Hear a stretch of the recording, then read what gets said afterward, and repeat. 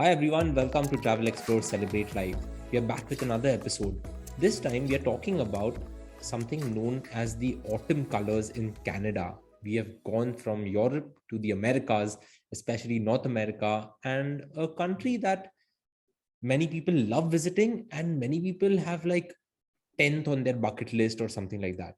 So, Sunila, we have titled the episode as the autumn colors. But Mhm. what is the difference between autumn colors and fall colors? Like, is there any difference or what are they? Hi, Neil, and hi, everyone. Basically, Neil, they're the same thing. So, whether you want to call it autumn colors or fall colors, it is the season of autumn, one of my most favorite times of the year because the summer crowds have receded, winter has not yet set in. So, it started to become cool, but not quite cold as such yet. So, you're comfortable wherever you travel. And it's such a pretty time to be traveling. I mean, it is the season of autumn. So, in countries where you can see the four seasons of spring, summer, autumn, and winter, it really is quite spectacular to go and visit and see these places during autumn. Closer to home, Kashmir, we do see that quite a bit as well. So, we get all the four seasons out there and at some places in the north. So, what happens in the season of autumn is that the trees are, you're shedding their leaves, and that's why the leaves are falling, and you also say it's the fall season or the fall colors. And then of course we get into winter where there are no leaves on the trees, and then in spring again new leaves will come back and make everything green the way it was. So depending on the location and depending on where the country is on the world map and the geography of that place, there are certain trees like the oaks and the firs and the especially the maples. And what Canada, why it is my favorite also, is also because of the sugar maple tree, which turns like blood red. Ah, I mean, it's amazing that something can go from green to red. So the colors you see would be yellows and browns, oranges, a lot of orange, and yes, some sugar maple with the reds. So yeah. well, while I was researching for this episode, I just put in the autumn colors Canada because we are talking about like something that I have never witnessed before, but you Mhm. have certainly witnessed before. So, of course, we'll speak about Canada in this episode. But are there any other places in the world where you can see these autumn colors? Or, like you said, of course, Kashmir is one of them. But which are other places in the world that actually pride themselves for like visit during the autumn colors? Neil, there are lots of places around the world that you can see it, but what you see changes from country to country. So, if you take Europe, all of Europe, you would see the autumn colors because it's in the same belt. So, you have London like Hyde Park. Hyde Park turns into something glorious, or you go out a little bit away where basically where there are forests or trees, lots and lots of mountains. You can really see the whole expanse, but some countries have really taken it up and made it like a special thing to go and visit. So some places that come to mind, of course, like I said, like you have Europe, you have the UK, even in Paris you get some amazing, the entire Champs-Elysees with avenues. There's so many avenues in Paris. So in if you want to see something in the city itself with a tree lined avenue on both the sides and completely turning yellow, Paris would be another great place. You, of course, have Israel, which is also quite well known. Budapest is well known. So, those places in Europe, what is something really well known for something else like the cherry blossoms, they also show some amazing autumn colors. So, Japan, especially Kyoto. Kyoto is just amazing. And I know how much you love Japan. So, maybe you can start your fall journey from Japan or even Korea. South Korea is amazing in autumn colors. So, I was lucky enough to visit both South Korea and also visit Canada for autumn colors. With South Korea, it was more like the timing was really convenient. With Canada, I went in specifically for the fall colors. Like my itinerary was called the fall colors of Canada, and or the autumn colors, and I went in to see that. Of course, very close to Canada is also the US. So the northeastern part, like Maine and just north of Boston, the entire region is really good for some fall color viewing as well. So definitely these are some places. In fact, and we've often spoken of it, like when it's winter here, it's summer in the southern hemisphere and vice versa. So recently when I was in Australia, In fact, in the small town of Albury, they had a botanical garden, and the really amazing colors. Like there was this one tree right in the center, and the leaves were as yellow as the Veena t-shirt that you're wearing. So we could not stop for 10 minutes. We had promised ourselves 2 minutes because we were checking the itinerary, and for 10 minutes we were only photographing the tree. So, again, during May, June, that would be a great time to catch the fall colors down south, especially in Australia. In New Zealand, there's a little town called Arrowtown, and the entire street lights up. So if you just Google Arrowtown autumn, those are some of the most stunning colors. And that kind of fits in perfectly during our travel season, right? April, May, June. So if you want to catch fall colors, then next year, if you miss October now, then next year do go down to New Zealand or South or Australia, and you'll get them. So Well, you've put a good background to our episode. So let's get into it now. We've spoken like it's about Canada. Now, mhm. is any part of Canada okay or great to see the autumn colors? Because Canada is a rather big country, right? So is East Canada better, West Canada better? Because from India, you can fly into probably Toronto, Vancouver, and a few other places, right? If you take a via flight, we have a few direct flights from Delhi. Now, what what do you think is a good part of Canada that one should visit? East, West, Central? What comes to mind? I think when most of us from India travel to Canada, then the one place that we really want to visit is the Rocky Mountains, and very often they combine this with the west coast of Canada. So Vancouver, and we would come in from Vancouver, Whistler, Vancouver, Victoria, and then go to the Rocky Mountains. And if you are going during September or October, it would be just perfect because the Rocky Mountains, the whole state of Alberta, is just full of mountains, and you will see the most stunning colors out there. So definitely make it a point to go there, like Banff National Park, Jasper and Banff. These are two places in the Rockies that all of us simply love to visit. And it's been so long since we've even spoken of Canada. I think maybe this is the first time we're talking of Canada on Travel, Explore, Celebrate Life. And it's been so long since I've been to Canada that it's just coming back to me now, that how much I've enjoyed my time in Jasper and Banff, because there are these small little places, like little brooks running somewhere, trees, lots of trees, and you can be at peace with yourself and the world, and maybe not see any other people, but just nature in all its beauty. So definitely, if you're going to the west coast, then combine the Rocky Mountains along with that, and that would be a great way. So either Banff or Jasper, because you'll definitely end up staying there.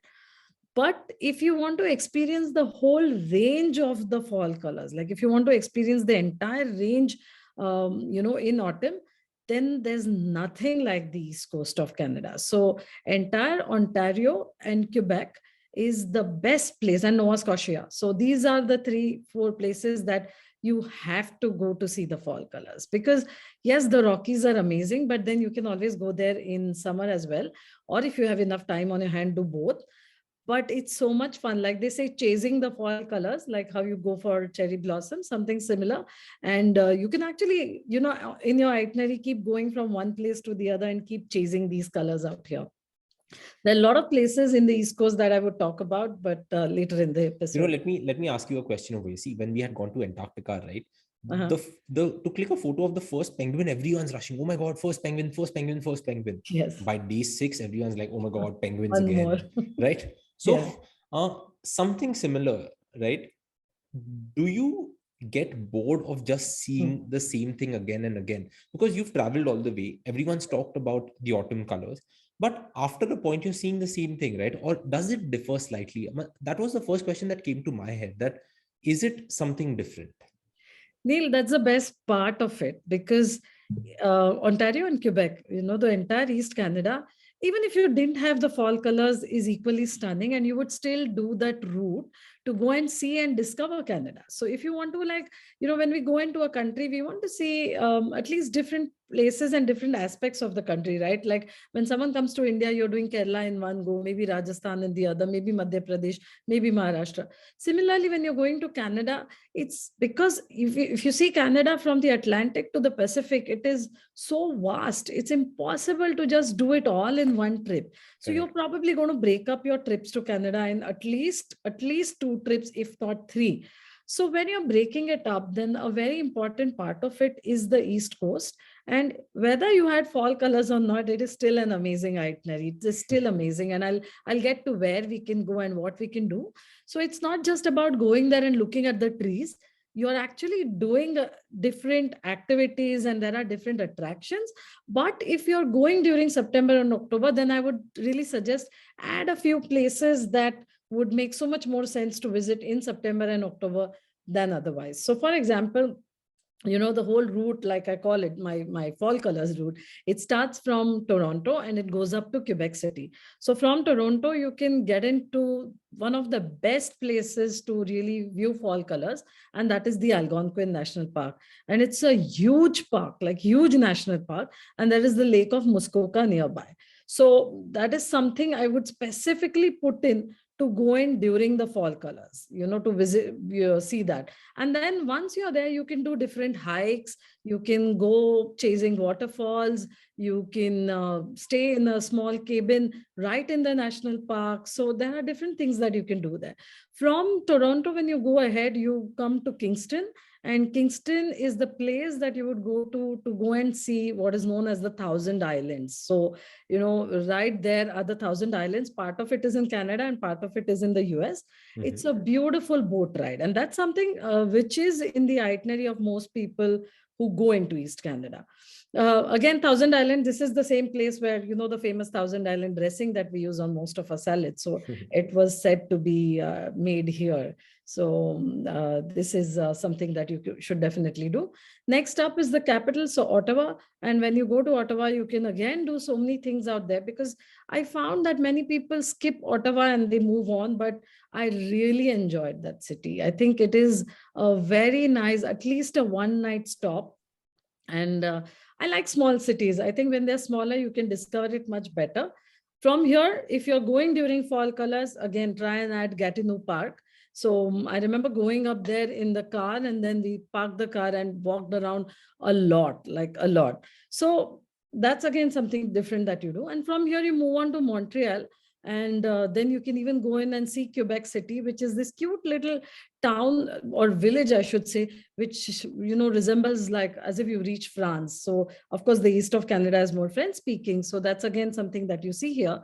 Now, again, if you're going during fall colors, then try and add Mont Tremblant, which is the Laurentian Mountains out here. So things that you do might change a little, whether you're going in winter, whether you're going in summer or autumn. So it's not like you're just seeing the trees. There's just so many things to do out there. And you will be busy every day. Let me ask you this. You mentioned going from one place to the other, right? Now, there are 4 options or 3 options to do that. When one is you can drive, you can self-drive. Yeah. One is you can go in a coach, or you can, I think the train network in Canada is also pretty good. So you can take the train. What do you recommend? Like, the train always easier? Because, well, I was doing some research on why you get more tired when you're traveling by car than when you're in the train, and it's just because your body is just constantly moving and everything, and you're concentrating. So do you think the train option is better than the car option, because then you have time to just look around and take in everything? Well, yes and no. I would probably add both if I could. When you're driving around, the best advantage is you can just stop when you see something that's stunning. You just want to take photos of something, or you like a place, and if your itinerary is that flexible, then yes, you can just stop for there as long as you want. You can visit a few places that are a little off track, so the car gives you that advantage. But if you don't want to be driving, you don't have to miss out on the scenery. And the best part of traveling by train in Canada are these huge panoramic windows that the trains have. So it's like amazing sightseeing. And in fact, the trains there have special routes which take you through the best parts to see the fall colors as well. Like, these are scenic trains, even though they are like trains used for transport. Like, let's take the Via Rail in the eastern part of Canada. It's very fast, it's very convenient, and you can use it for the simple purpose of transport too. But it's an amazing scenic train. In fact, some of them have sleeper coaches too. So you can just sleep in and enjoy your journey as well, and just lie down and yes, watch things go from change colors frequently.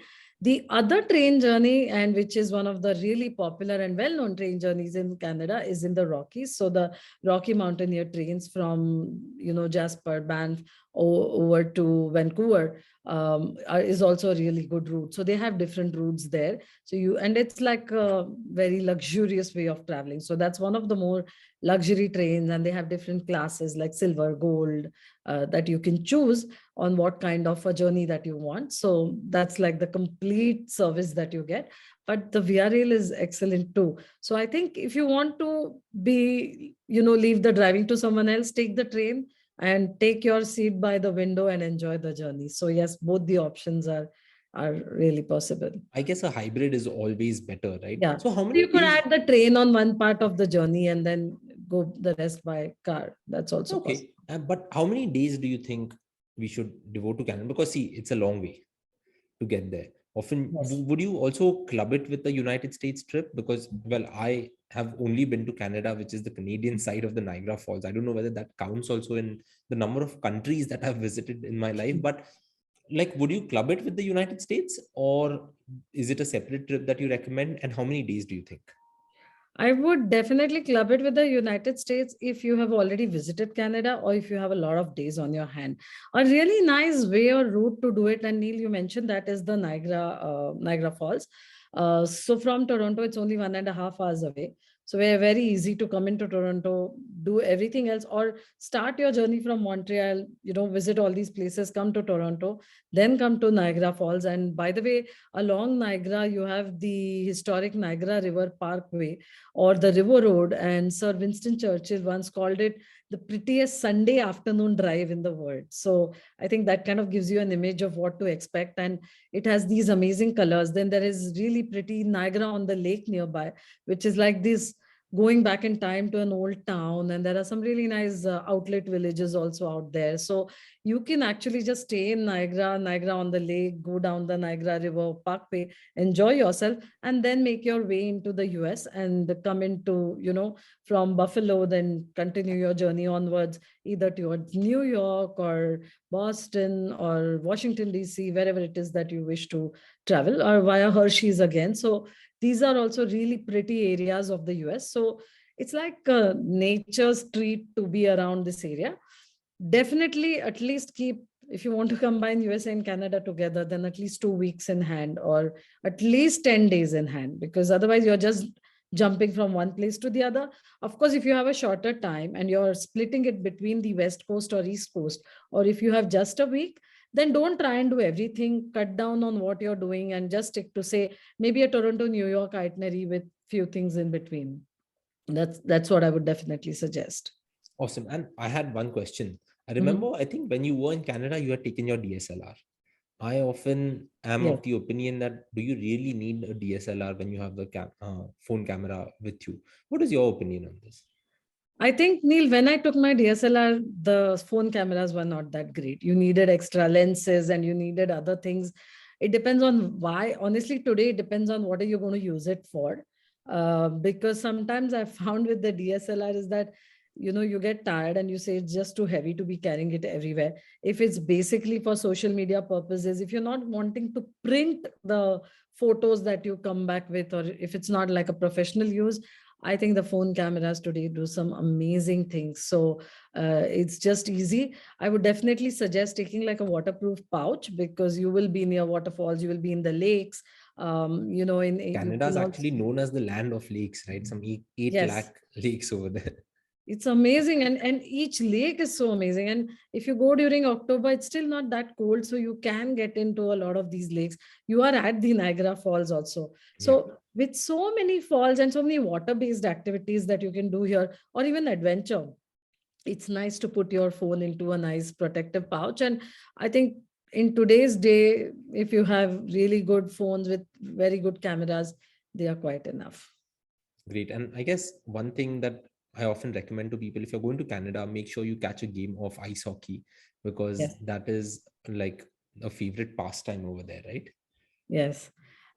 Catch ice hockey. There are a few other things that you should definitely do, and especially on this trip, like when you're and if you have a car, it becomes a little easier. Otherwise, there are maybe a few guided tours that can take you. So on the way, when you're traveling, you can pass through a lot of sugar maple factories.